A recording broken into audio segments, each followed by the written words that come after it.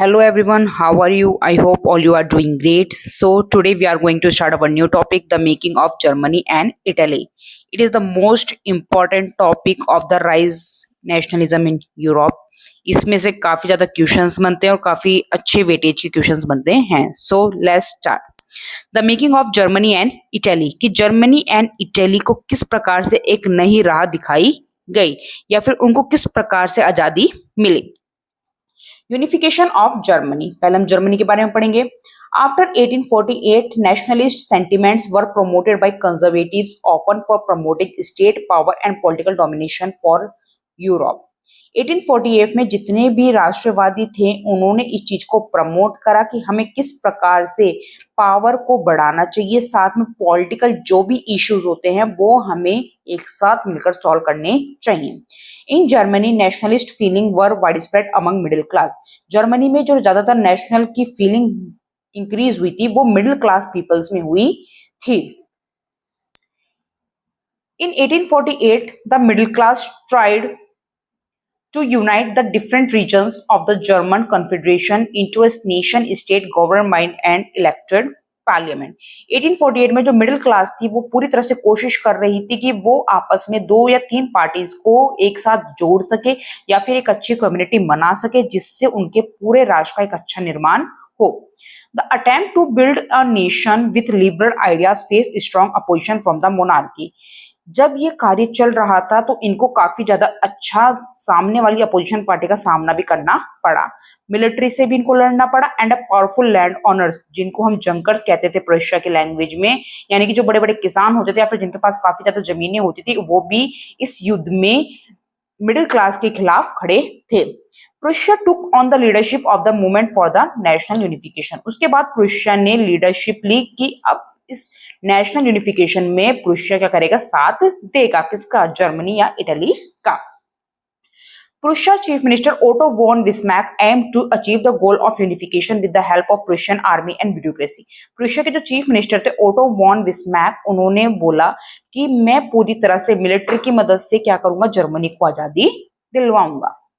The major event that occurred at the time of unification of Germany were कौन सी चीजें घटनाएं Germany की unification में घटी थी. 3 wars over 7 years with Austria, Denmark and France ended in Prussia victory and completed the process of unification. लगातार 3 साल में 7 युद्ध होने के बाद ऑस्ट्रेलिया, डेनमार्क और फ्रांस को हराने के बाद प्रुशिया को पूरी तरह से यूनिफिकेशन में हासिल हुई, यानी कि जर्मनी को यूनिफिकेशन मिल गई. On the 18th century, 1871, an assembly comprising the princes of the German states, representative of the army and important Prussian ministers, including the chief minister of Otto von Bismarck, declared the new German Empire headed Kaiser William I of Prussia.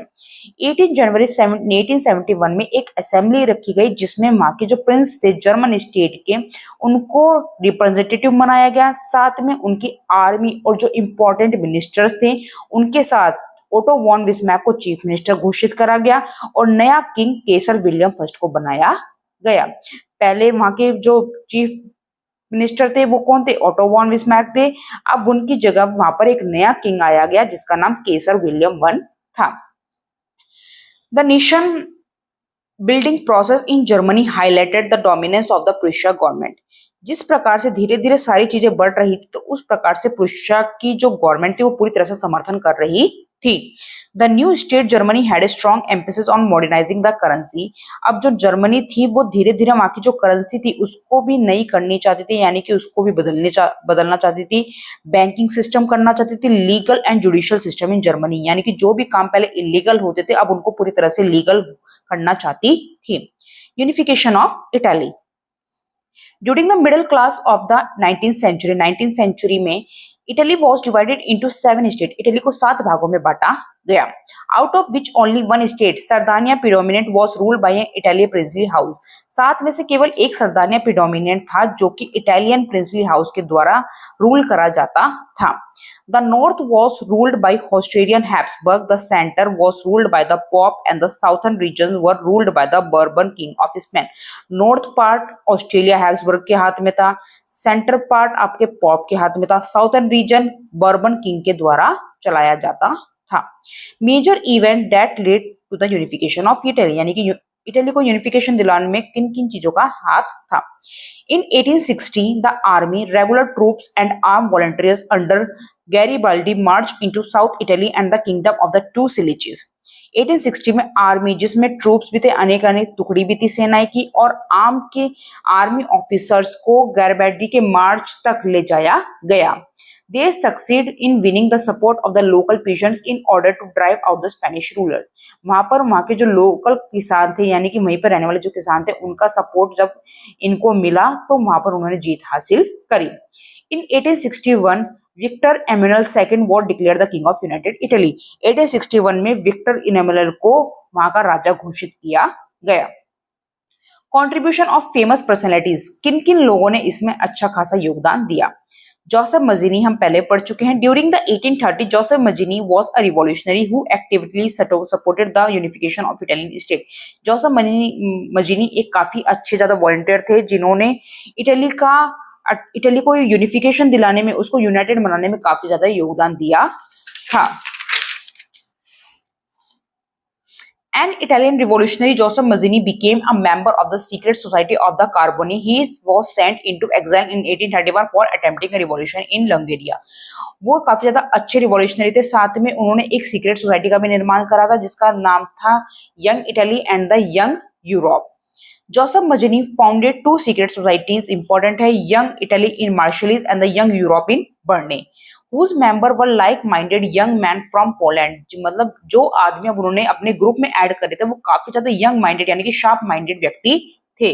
French, Italy and German state, he believe that nation were inherited by God to be natural unit for humanity. उनका ये मानना था कि जो nation है ये God के द्वारा बनाया हुआ है, यानी कि भगवान के द्वारा बनाया हुआ है, और ये सबके लिए समान है, इसमें कोई ऊंच नीच नहीं होनी चाहिए।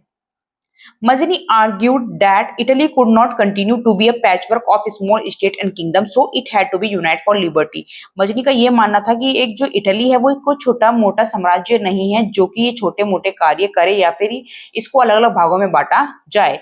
ये काफी ज्यादा अच्छा है, तो इसको भी प्रॉपर लिबर्टी मिलनी चाहिए, यानी कि फ्रीडम मिलनी चाहिए।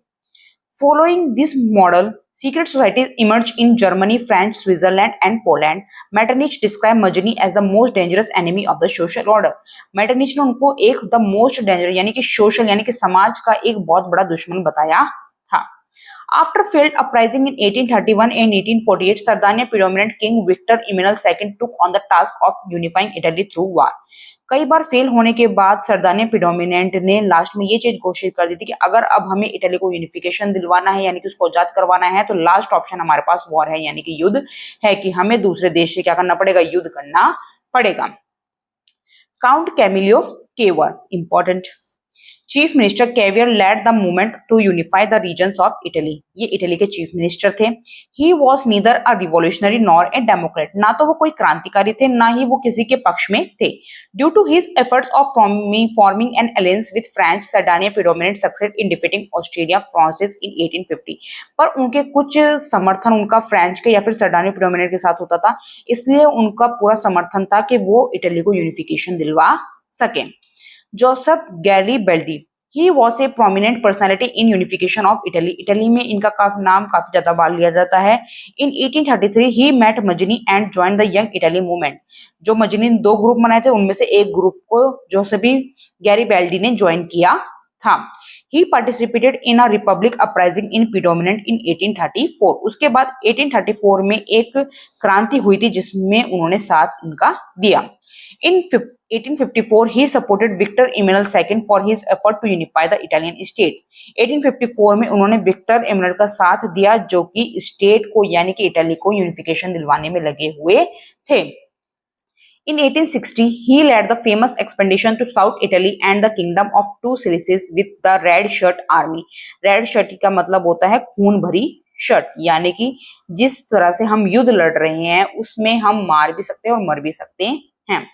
In 1867, he led the army to Rome to fight for the Papal States, where a French garrison was stationed. 1867 में उन्होंने अपनी आर्मी को रोम में भेजा, जहां पर उन्होंने फ्रेंच गैरिसन को पकड़ लिया था। In 1870, French withdrew its troops and Papal States were finally joined to Italy. French ने अपनी जो सेना थी वो फाइनली लास्ट में इटली को समर्पित कर दी। The growth of Great Britain, यानी कि अब ब्रिटेन किस प्रकार से ग्रो कर रहा था, यानी कि ब्रिटेन की किस प्रकार से तरक्की हुई। There was no British nation before the 18th century, 18th century से पहले कोई भी ब्रिटिश नेशन नहीं था। The primary identity of the people who inhabited the British Isles were ethnic like English, Wales, इचकोश एंड स्कॉट एंड इरिश। पहले British में Isles, English, Wales, Scotch या इरिश लैंग्वेज बोली जाती थी। However, as the English nation steadily grew in wealth, importance and power, it was able to extend its influence over the other nations of island. पर जैसे लगा कि जैसे जैसे इंग्लिश के जो नेशंस है धीरे धीरे ग्रो कर रहे हैं, काफी ज्यादा उनके पास पैसा आ चुका है, इंपॉर्टेंस आ चुकी है, दूसरे देश के साथ मिलकर उनको पावर आ गई है, तो उन्होंने अपनी जो पावर थी वो धीरे धीरे बाकी देशों में फैलाना शुरू किया। In 1688, the English Parliament seized power from the monarchy. 1866 में उन्होंने जो मोनार्की थी उसको पूरी तरह से खत्म कर दिया था। A new British nation was established through the propagation of a dominant English culture. उसके बाद एक नया ब्रिटिश नेशन बनाया गया जो कि पूरा इंग्लिश कल्चर पे बेस्ड था। The symbol of the new Britain were the British flag, Union Jack, the national anthem, God save our noble king and the English language. इन तीनों पे चीज पे वर्क करा गया कि न्यू ब्रिटेन में क्या क्या चीज थी, नया ब्रिटिश फ्लैग बनाया गया, नया नेशनल एंथम लिखा गया, साथ में इंग्लिश लैंग्वेज पर जोर दिया गया। This were actively promoted and other older nation survive only A subordinate pattern in the union, कि ये सब वहां पर अच्छी तरह से प्रमोट करे गए, साथ में इन पे काफी अच्छा वर्क भी किया गया। Incorporation of Scotland and Ireland. The Act of Union 1707 between England and Scotland result in the formation of the United Kingdom of Great Britain.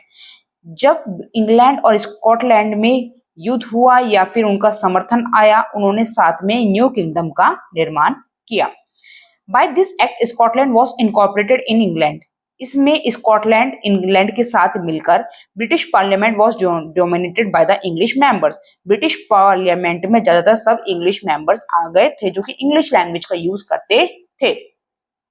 Ireland was a country divided into Catholics and Protestant. Ireland एक ऐसी country थी जो कि Catholics यानी कि खुद की जो नई जो एक परंपराएं होती हैं उसके तौर पर चलती थी, कि जो हमारे पूर्वज हमें सिखा के गए हैं हम वही फॉलो करेंगे। The English supported the protest of England to establish their dominance over Catholic. और जो इंग्लिश लैंग्वेज होती थी या फिर इंग्लिश पीपल होते थे वो इस चीज का पूरा समर्थन भी करते थे या फिर उनकी इज्जत भी करते थे। As a result, revolt was raised by Catholic under Wolfe Tone and his United Irishmen, but it was suppressed in 1748.